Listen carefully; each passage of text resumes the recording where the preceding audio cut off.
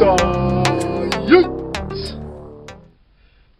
The mind cannot be found in the body, but the brain can. The mind cannot be found in the body, but the brain can. The mind is connected to the body via the brain. Where am I going with this? Basically, the human mind is such a fascinating thing. Literally, we can do so many things with our mind. It's incredible. The brain is a beautiful organ. The brain is an organ that can be found in the body, but the mind itself, you can't find the mind in the body, but it's connected to the body via the brain. You're probably saying they probably are the same thing. No. The mind is a fascinating thing. The mind needs so much things for it to develop. The mind needs the connection between human beings, the connection with our environment, the connection with our senses, or if you're blind, with the other senses, if you cannot hear, with the other senses. The mind needs a feedback loop. The mind is made up of the different things that we take in from our surroundings. The mind grows. The mind needs interaction, whereas the brain itself, the organ, doesn't necessarily need the interaction of the environment for it to grow. But what I mean is that the brain lives on about 30% of our body's energy. It needs sugar to solely survive. That is the brain's favorite source of energy, sugar, and it takes about 30% of all our body's energy to power the brain and to supplement it with all the nutrients that we take in, and all of this gives the brain lets the brain stay healthy.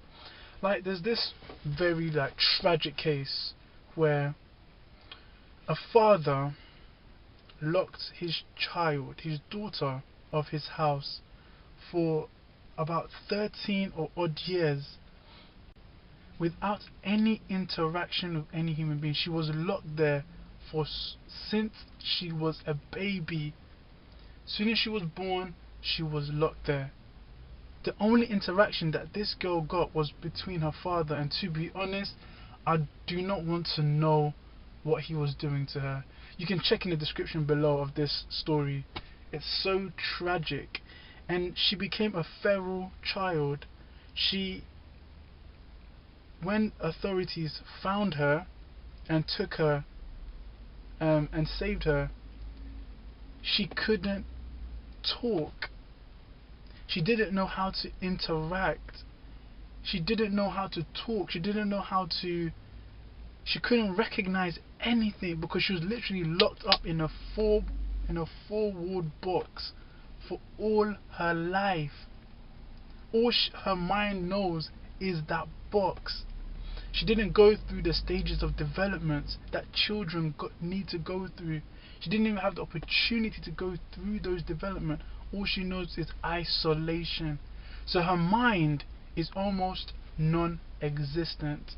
But if you were to take her brain, if you were to test or check her brain would look like a healthy brain. It probably may have shrunken in size. I'll need to check that out and I'll let you guys know. But the point I'm trying to make is that the brain had gotten everything that it needs. That the father fed her.